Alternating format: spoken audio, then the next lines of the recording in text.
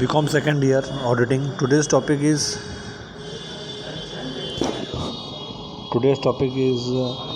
internal audit.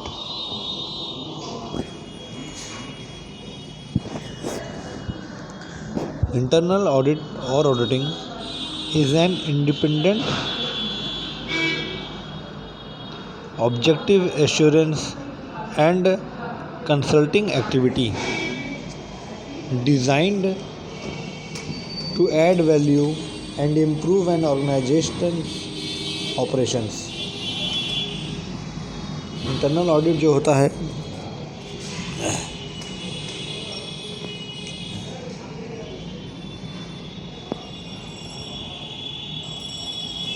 एक independent objective assurance means एक objective एक उद्देश्य के साथ होता है. Consulting activity design to add value and improve the organizational operation. Organization के ऑपरेशंस को इम्प्रूव करने के लिए, वैल्यू ऐड करने के लिए ये किया जाता है. It helps and organization accomplishing its objective by bringing a systematic, disciplined approach to evaluate and improve the effectiveness of risk management, control and governance process. जो बोला इंटरनल ऑडिटिंग जो एक सिस्टमेटिक वे होता है, डिसिप्लिन्ड अप्रोच होता है to evaluate करना means कि देखना और इम्प्रूव करना effectiveness of risk management, control and governance. Control को इम्प्रूव करना, गवर्नेंस प्रोसेस को इम्प्रूव करना. In short internal audit is a way of self-checking of your account or accounting records by yourself.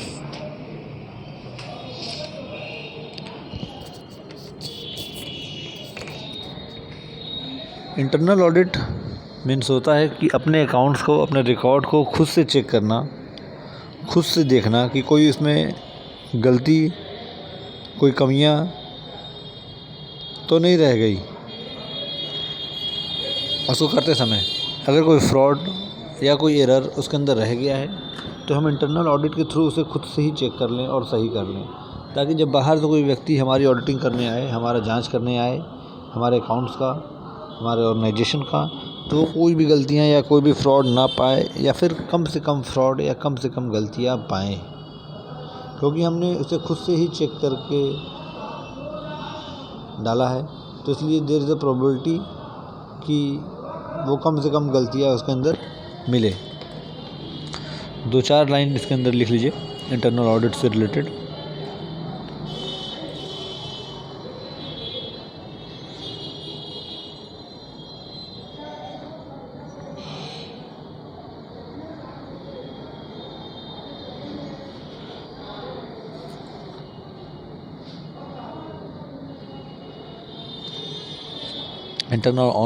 Internal audit is an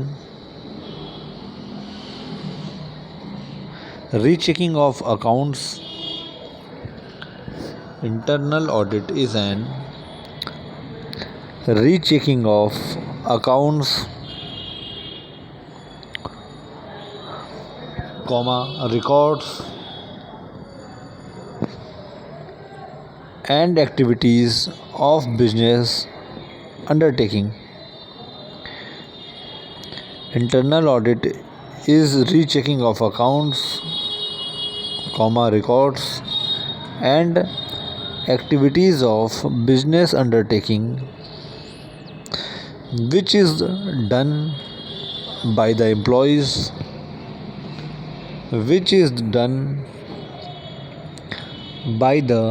employees of the concern generally appointed,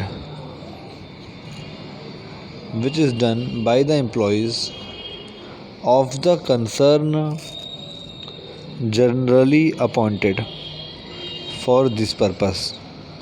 of the concern generally appointed for this purpose.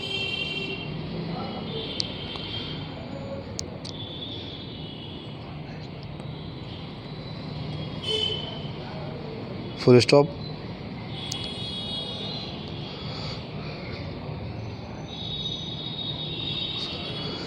It is not important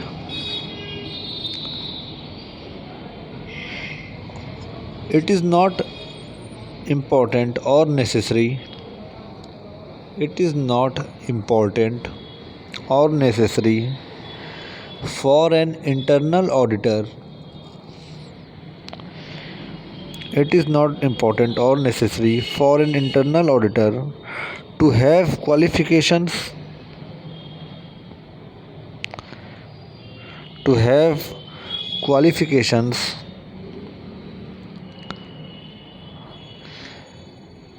as that of professional auditor. It is not important or necessary for an internal auditor to have qualification as that of professional auditor.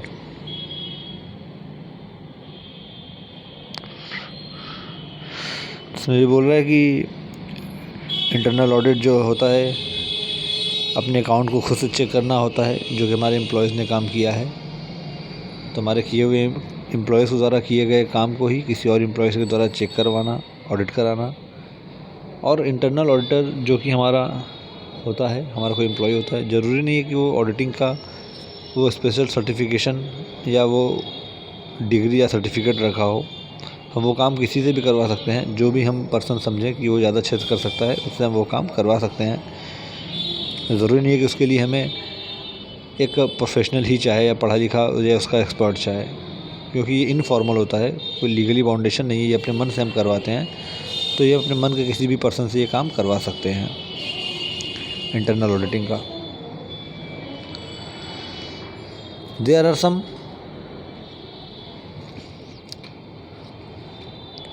advantages and disadvantages of internal audit.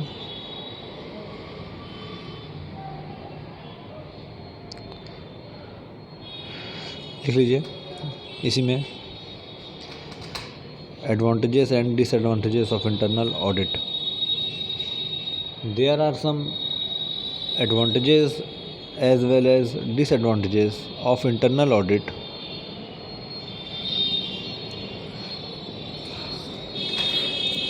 And these advantages and disadvantages are: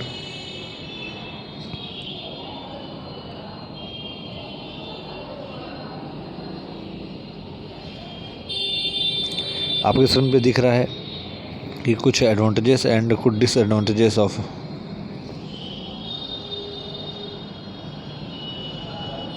internal check. तो यही जो है internal check का ही जो disadvantages और advantages हैं, आप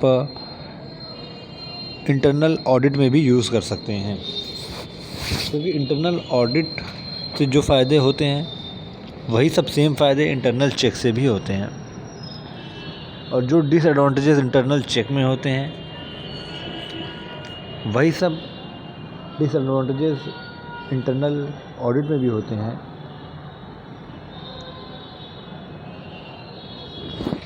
लिखिए, जैसे कि इसमें पहला दिया हुआ है, it helps in fixing the responsibility as there will be proper segregation of duties among the staff. इसमें बता रहा है कि पहला एडवांटेज जो है इसका वो ये है कि जो सारे स्टाफ्स होते हैं, अगर उनको काम सब अलग अलग बांटा गया होता है और इंटरनल ऑडिट के दरमियान किसी के अंदर कुछ कमी मिलती है, तो हमें पता रहता है कि ये गलती किस स्टाफ ने किया है, जिससे हमें उस स्टाफ को बुला के उसे समझाने में क्लियर होता है। हमें पता रहता है कि ये गलती किसने किया है। अब क्योंकि हम काम उसमें सबको अलग अलग बांटे रहते हैं, तो हमें पता है कि ये गलती किसने किया है। जब हम काम किसको बोलेंगे, कोई भी काम कोई भी करके आए, तो हमें ये नहीं पता लग पाएगा कि वो काम किसने किया है, और वो गलती किसी से हुआ है तो किसने गलती किया है। तो स्टाफ को, उस एम्प्लॉय को ना पनिशमेंट दे पाएंगे, ना ही हम सजेशन दे पाएंगे, समझा पाएंगे।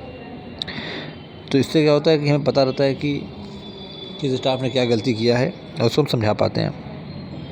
It helps in increasing the efficiency of clerks.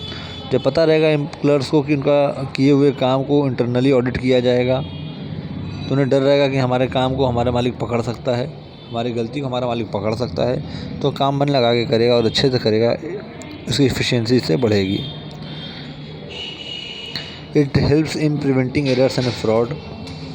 जब हमारे एम्प्लॉय को मालूम रहेगा कि हमारा अकाउंट 2-3 बार चेक होगा, हमारे किए गए काम को 2-3 बार चेक किया जाएगा, पहला इंटरनल ऑडिट भी होगा, फिर जो बाहर से ऑडिटर आएगा वो भी चेक करेगा, तो उसके अंदर डर रहेगा कि हमारा गलती पकड़ा सकता है जल्दी, या कोई भी हमारी गलती पकड़ सकता है, जिसकी वजह से हमें पनिशमेंट मिलेगा।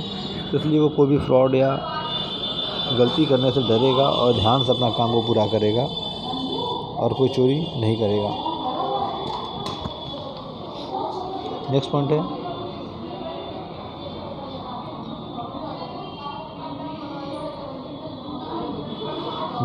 There is reliability in information. जो भी इन्फॉर्मेशन अकाउंट्स में रहेगा उसके ऊपर भरोसा किया जा सकता है, क्योंकि उसमें एफिशिएंट सिस्टम रहेगा इंटरनल ऑडिट का। इंटरनल ऑडिट की वजह से एफिशिएंट सिस्टम रहेगा, जिसकी वजह से हमें रिलायबिलिटी, भरोसा कर सकते हैं हम उसके दिए गए इन्फॉर्मेशन पे। और लास्ट है it reduce the workload of auditor. इसकी वजह से हो सकता है कि ऑडिटर का वर्कलोड कम हो। इसका एडवांटेजेस है, जब ऑडिटर को पता रहेगा कि इंटरनल ऑडिट हुआ है, जब मेन ऑडिटर आएगा तो उसको पता रहेगा इंटरनल ऑडिट हुआ है, तो वो थोड़ा जल्दी काम कर सकता है और थोड़ा सा वर्कलोड कम रहेगा, क्योंकि आप पहले से ही जो एरर्स रहेंगे, जो फ्रॉड रहेंगे, उसको आप ढूंढ के निकाल चुके रहेंगे इंटरनल ऑडिट में। तो बहुत कम चांस रहेगा कि ऑडिटर को कोई नई गलती मिले, क्योंकि ऑडिटर जो गलती पकड़ सकता था वो गलती को आपने पहले ही पकड़ लिया है और उसको सही करवा दिया है। तो बहुत कम चांस रह जाता है कि आपसे कोई गलती छूट गई हो जो कि ऑडिटर को मिले। These are all the advantages of internal audit. Now let's come on disadvantages. नुकसान क्या है इंटरनल ऑडिट का। It is a costly process for a small scale business. तो अगर छोटा स्केल का बिजनेस है आपका, कम टर्नओवर है, कम काम है, तो उसके लिए ये थोड़ा सा महंगा है, तो थोड़ा खर्चीला लगेगा, उसका कॉस्ट बढ़ाएगा, क्योंकि एक एम्प्लॉय का समय आपका इंटरनल ऑडिट में जाएगा, तो उसका आपको तनख्वाह देना पड़ेगा। इंटरनल ऑडिट का समय जो वो देगा उसको, इंटरनल ऑडिट के लिए आपको पैसा देना पड़ेगा उस एम्प्लॉय को।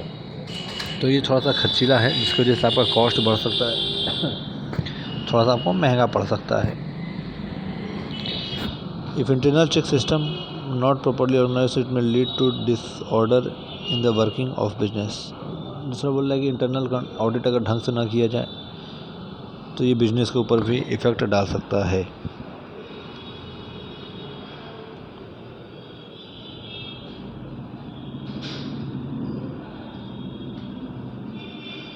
There may be situation of compromises while giving importance to faster results। बोल रहा है कि अगर आपको अगर रिज़ल्ट देना है, अगर तेज़ काम करना है, तो आपको कॉम्प्रोमाइज़ करना पड़ेगा बहुत सारी चीज़ों के साथ, जिसकी वजह से आप तेज़ रिजल्ट दे सकें। देयर आर चांसेस, छोटे मोटे चीज़ों को इग्नोर, कॉम्प्रोमाइज़ में यहाँ पर जैसे छोटे मोटे एरर्स को, छोटी छोटी गलतियों को छोड़ना पड़ेगा, इग्नोर करना पड़ेगा, कॉम्प्रोमाइज़ करना पड़ेगा। नेक्स्ट पॉइंट है there are changes of conflict in business due to detection of error and fraud. There are chances means कि अगर कोई एम्प्लॉय का अगर आप गलती पकड़ती हैं, चोरी पकड़ती हैं, तो हो सकता है वो आपसे लड़ाई करे, झगड़ा करे अपने एम्प्लॉय से। जैसे कि अगर आपके फ्रेंड को ही, आपको छोटा सा एग्जांपल लीजिए, अगर आपके फ्रेंड को ही क्लास का मॉनिटर बना दिया जाए और उससे बोला जाए कि जाओ देखो कौन कौन होमवर्क किया है, कौन कौन नहीं किया है। कोई टीचर आकर आपका होमवर्क अगर चेक करे कि आपने अपना होमवर्क नहीं किया, आपने नोट्स नहीं बनाया है, तो आप उसका बुरा नहीं मानेंगी, टीचर से लड़ाई नहीं करेंगे। बट आपके किसी दोस्त ने को ये काम दे दिया जाए कि देखो जाके कौन कौन काम नहीं किया, और आपका दोस्त आपकी गलती को पकड़ ले, तो आप उससे लड़ाई करेंगी, उससे गुस्सा हो जाएंगी। तो वही बोल रहा है कि इंटरनल ऑडिट का काम जो इंटरनल की ही कोई एम्प्लॉय करता है, और वो अगर कोई चोरी पकड़ता है या कोई गलती पकड़ता है, तो वो एम्प्लॉय जिसकी वो चोरी उसने पकड़ा है, जिसकी गलती उसने पकड़ा है, वो हो सकता है कि उससे लड़ाई झगड़ा करने लगे और इंटरनल कॉन्फ्लिक्ट और अंदर कंपनी का ऑर्गेनाइजेशन का माहौल ख़राब हो। तो ये इसके डिसएडवांटेजेस है इंटरनल ऑडिट का। These are all things in the advantages and disadvantages in internal audit. तो लास्ट वाला डिसएडवांटेजेस समझी गई आप लोग कि अगर एक एम्प्लॉय दूसरे एम्प्लॉय को पकड़ता है गलती तो ये चांस होता है कि दोनों में कॉन्फ्लिक्ट हो, लड़ाई हो। कॉन्फ्लिक्ट मीन्स की मिसअंडरस्टैंडिंग, लड़ाइयाँ, टकराव। फिर चलिए नेक्स्ट क्लास में हम लोग मिलते हैं कोई नए टॉपिक के साथ, चाहे वो ऑनलाइन वीडियो के थ्रू या फिर ऑफलाइन आपकी क्लासेस के थ्रू। और लमसम 1.5 यूनिट या सेकंड यूनिट लमसम ख़त्म होने वाला है। तो आप लोग भी अब जो है थोड़ा सा अपना नोट्स की तरफ फोकस्ड हो जाइए और प्रॉपर नोट्स और चीज़ों को तैयार करना शुरू करिए।